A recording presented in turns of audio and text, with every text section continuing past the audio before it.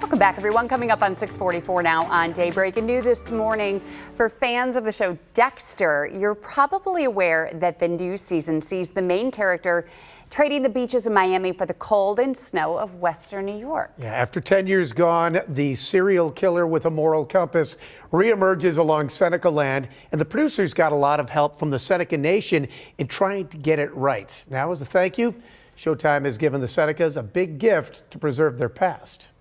Showtime's Dexter, New Blood, is set in a made-up town bordering a very real place.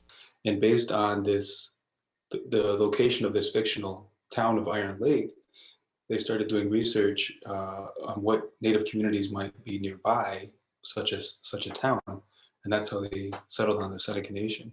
Seneca filmmaker Caleb Abrams was signed on as a technical advisor with the task of portraying the nation in a realistic and sensitive way. There's a lot of pressure that comes with that, isn't there? Yeah, absolutely. I mean, I was of course excited by the opportunity, but I was also very cautious too. Abrams said he tried to make the show as genuine as possible, including actual Seneca jewelry and symbolism used throughout. The ability to finally exhale when I finally see what the show looks like, or finally begin to hear back from people who've watched the show in the community and say, "Oh, that was great," or I saw the bracelet that so-and-so made on there. And now the nation's inclusion in the show will help preserve Haudenosaunee history.